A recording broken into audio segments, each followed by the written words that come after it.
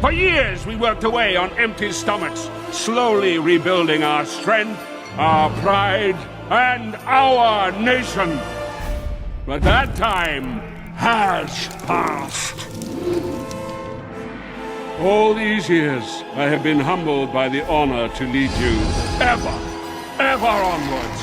From this day till the end of days.